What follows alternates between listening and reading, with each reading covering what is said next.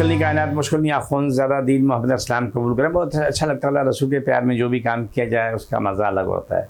मेरे प्रोग्राम को लाइक करें, शेयर करें, सब्सक्राइब करें। मैं कराची में बैठता हूँ, बादराबाद 4 मीनार चौरों की साथ पहली गली है, कोने में सलानी वाले, सेंटर में मेरा दारा है। सुबह 11 से रात 8 रोज़ाना, इतवार सुबह 10 से 2 का टाइम होता है। इस टाइम पर आप आ जाएँ। कुर्बानी के बाद के जो हालात होते हैं, सफ़ा कराची में कुर्बानी बहुत कम हुई हैं, लेकिन मुझे अफसोस हुआ कि उन लोगों को जो 10-10 कुर्बानी करते हैं उनके घर में एक कुर्बानी भी नहीं, क्योंकि उनके हालात की वजह से, माली हालात की वजह से। सोचिए हमारा मुल्क किस तरफ जा रहा है। दुख होता है कि लोगों के पास खाने पीने को नहीं, कुर्बानी बहुत दूर की बात है। और जो लोग रोज़ाना बहुत कुछ खाते थे, अब वो एक पाव दाल पका के तो पूरा खानदान से गुजारा करते हैं। रब इस मुल्क को कौन पे अपना रहम करे और हालात अच्छे रहे, सबकी रोज़ी कुशाद हो, मशगली कुशाद हो। कुर्बानी के बाद जो गंदगी वगैरह थी तो वो गलाजत हुआ, एक मुश्किल मरहला है, बदबू आती है। अभी तक कुछ इलाके ऐसे जहाँ से बदबू आ रही होती है, और इससे कहीं से गुजरो तो कुर्बानी का जहाँ भी उसका फुजला पड़ा हुआ है, कोई बच्चा कुछ लोग उठा ले काफ़ी, लेकिन कहीं की पड़ा हुआ उसकी बदबू नहीं ख़त्म होती। और ख़ास तौर पर जो ये जो जगह जगह डब्बे रखे हुए, जो डब्बे से जो गंदगी उठाते हैं, उसके बाद जो तूफ़ान बदबू होती है कि अल्लाह मान अल्लाह फीस होती है। कुर्बानी के बाद लोगों का हाल ये है कि जिन्होंने कुर्बानी की तो उन्होंने यही सोचा कि या दोबारा गोश्त मिले या ना मिले, वो दबा के गोश्त पे टूट पड़े। कई लोगों को उल्टी मोशन हो रहा है, किसी को बुखार हो रहा है, किसी कुछ कोई ना कोई बात होती रहती है। रब से दुआ है कि अल्लाह हम सब पे रहम और करम वाला मामला करे, हमेशा के लिए करम। अल्लाह सुब्हाना ताला हम सब की बका सलामती हो। अल्लाह ताला हमसे वो काम करवा रहा है जिसमें अल्लाह रसूल की मोहब्बत, अल्लाह रसूल की चाहत मौजूद होती है। जितना भी हो सके आपसे हमसे एक दूसरे का ख्याल रखें, दूसरे से मोहब्बत करें, प्यार करें। बीमारियां आने जाने वाली चीज़ होती हैं, बीमारी आती है, ख़त्म होती है, किसी की नहीं भी ख़त्म होती है, उसको दुनिया से जाने के बहाना होता है और वो चला जाता है। कोशिश अगर आप कर लें किसी की मदद करने की, इससे नेक अमल कोई भी नहीं है। आप हज करने जाते हैं, अपने गुनाहों की बख्शिश करवाना चाहते हैं, अच्छा अमल है, लेकिन आप किसी की मदद करना चाहते हैं, इससे अच्छा अमल कोई भी नहीं है। छोटी सी मिसाल देता हूँ कि 73 की बात है कि तारुड में एक फैक्ट्री में हम काम करते थे। मैं कम उम्र था, वहाँ एक साहब हमारे साथ बुज़ुर्ग काम करते थे, पेंट कोटर काम करते थे, लेकिन बहुत नफीस काम करते थे। उनकी आदत थी रोज़ाना एक बार इतना छोटा होता था, एक चपाती होती थी, बहुत छोटी सी होती थी, उसमें 2 फाँके प्याज की होती हैं, थोड़ी चटनी डली होती थी। दोपहर को वो खा कर और 3-4 गिलास पानी पी लिया करता। रोज़ की रूटीन उनकी थी। उन्होंने कहा कि मैं इंशाल्लाह इस साल हज के लिए जा रहा हूँ, तो उम्मीद है कि मैं पहुँच जाऊँगा और हज भी हो जाएगा। हज से कुछ अर्सा पहले की बात, कोई 2 महीने पहले की बात थी। तो उसने कहा जी मैं हज के लिए नहीं जा रहा हूँ, मेरा इरादा मैं आइंदा कभी जाऊँगा।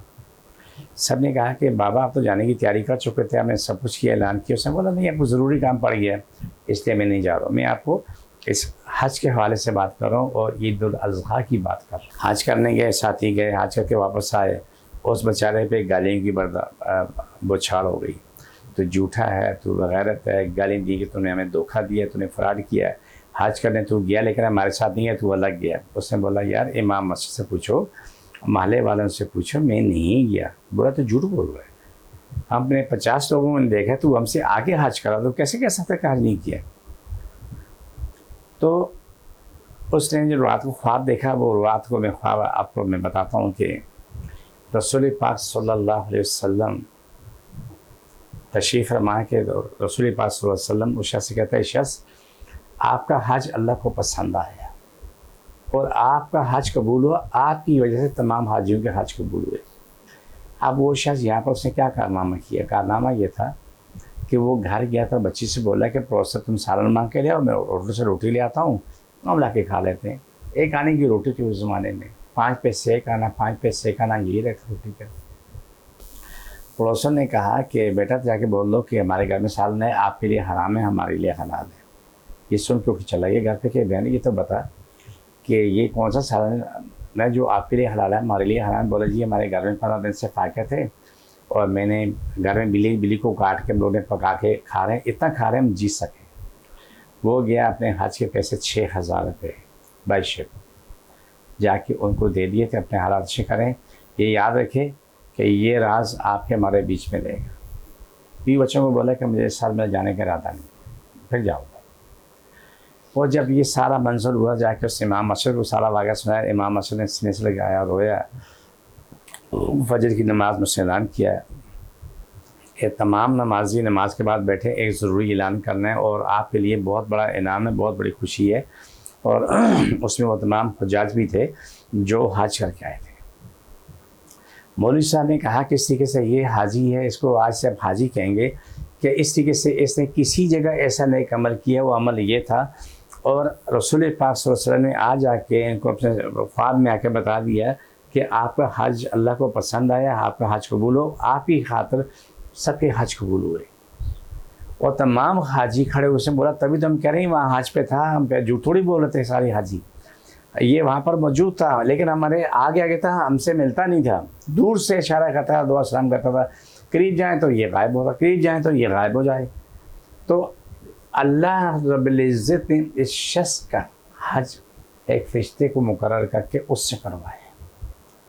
देखो नेकी का अमल बहुत प्यारा है, तो राय नहीं, बहुत खूबसूरत अमल है नेकी का। अल्लाह राज़ी और हमेशा के लिए राज़ी रहे।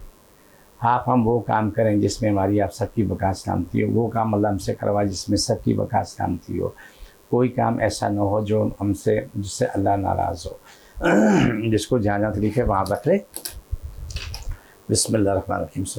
सबसे पाँव तक जहाँ तकलीफ है वहाँ हाथ रख ले। अल्हम्दुलिल्लाह सब तकलीफ बीमारी परेशानी ख़त्म। छोड़ दोबारा पकड़ो, छोड़ दोबारा पकड़ो।